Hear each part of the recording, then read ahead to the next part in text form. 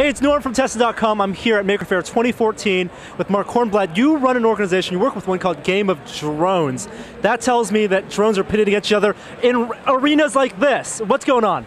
It's all about aerial combat.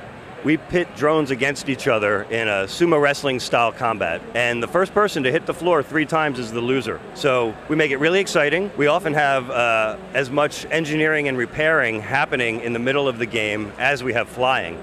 And the audience seems to like to see the engineering as much as they like to see the combat. So we followed like the battle bots, the combats, and that's what we found, that a lot of it is in the pit.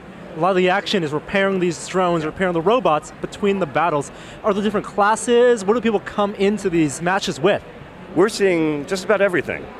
Plenty of commercial drones, but more than that, we're seeing handmade drones of every shape and size that you can imagine. Laser cut cardboard, parts that are just sourced from a hardware store, mixed and matched 3D printed parts. Just about anything you can come up with that flies has shown itself in the arena. So I could bring like a Parrot AR drone, you know, something I bought a couple years ago, and want to destroy someone else's multi-rotor that they spent time on. They put it in the ring, and I can do that? You could put it in the ring, but I'm not sure if the Parrot would be up to the task, but you're certainly allowed to. So what are the multi-rotors that are the most successful? Again, the ones that seem to do the best are the ones that are hand-built, so that the designs can be really optimized for combat. And in fact, it was a sort of a secret fight club of drone combat that inspired us to start making these drones that we make that are somewhat indestructible. And we went through just about every kind of engineering solution you could come up with until we finally sort of landed on an airframe that is pretty much unbeatable. Nothing can happen to this airframe. I can't say the same for all the components, the electronics, motors, flight controllers, things like that. They seem to die relatively easily. But we're at least getting it so that the hardware and the airframe can take all the abuse, all the fighting and crashing. So that's for defense, having a really sturdy and lightweight airframe on top of your guts. Are people making quad multi-rotors for offense? We're starting to see some very interesting offensive weaponry. For the Maker Faire, for the sake of safety, we decided to prohibit any projectiles or fire or chemicals or anything like that, which we use a lot of when we're fighting privately.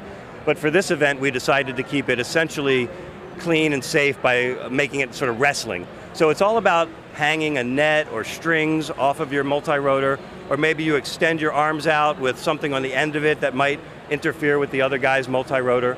So basically, if you can fly it, it's good to go. And it's all indoor, within the confines of a netted arena. We're doing it indoors in this fantastic netted arena that Maker Faire put up for us.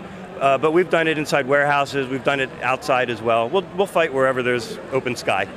Can you describe a typical like private fight when you guys go out and just duke it out, no restraints? What is that like?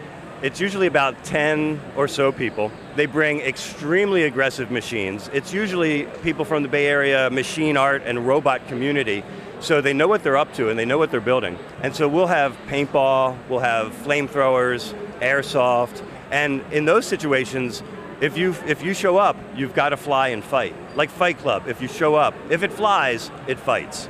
Awesome, and how can people get involved if they build their own quads or multi-rotors? Is this going national? We're trying to franchise it out because it's been so popular and other Maker Fairs and other events want this drone fighting there. So we launched the AASL, which is the Aerial Action Sports League. And if you go to aasl.info, there you can find our general rule set and a sort of a kit that we provide to get other people started hosting their own events. Thank you so much, Mark, for telling us a little bit about drone fighting. We're going to watch some of these matches in a second, and we'll see you guys online on Tested.com. I'm Norm. See you next time. Bye.